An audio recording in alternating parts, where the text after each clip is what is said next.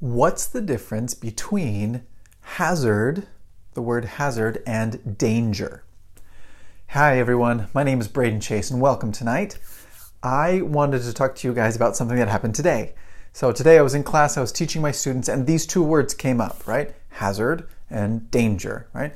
What's the difference? And my students were like, oh, they're the same thing. It's okay, yeah, hazard and danger. And I'm like, no, no, they're not the same thing. Don't do that, right? There is a difference between these two words. Like, but no, hazard, this is something that hurts me, and a danger, that's something that hurts me. They're the same thing. I'm like, no, they're not the same thing.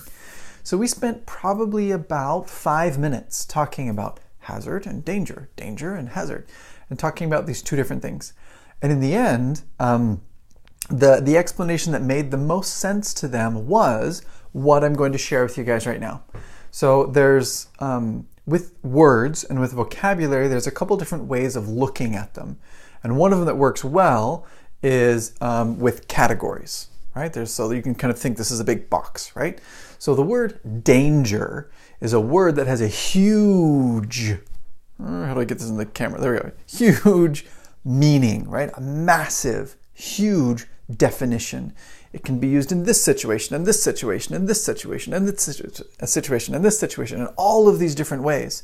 In family, in business, in physical, in nature, in weather, in cars, in war, in battle, in all these different danger, right? It's all of these different situations, okay? And that's cool. But often, since it is such a big word, the meaning is so expansive, it's difficult to know what we're specifically talking about. So when we are talking about a specific situation, using a huge word like that is often confusing and can often cause problems. Because in my mind, if you use the word danger, I go, well, which kind, well, when, what kind, which one of these meanings of danger are you talking about? Okay. So, and the word hazard, right, which is different.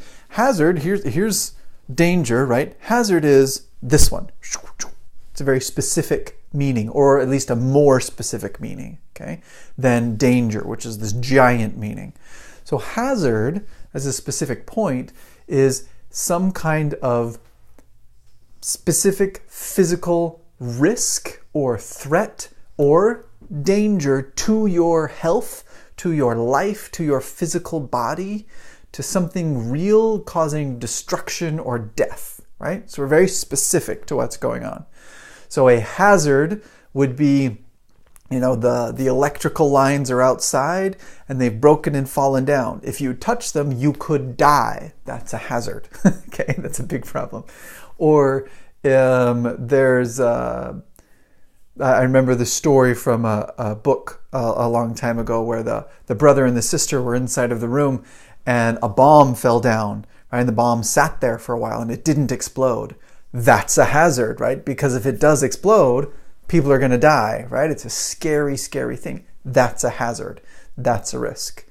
If I say that was dangerous, right? It's correct, but it's so vague and so big that it's very difficult to know what it's specifically dangerous to what, right? Dangerous to who, okay? Or dangerous how.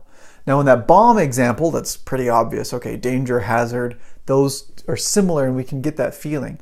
But hazard is better because it's more specific and we can clearly understand exactly what's going on, okay?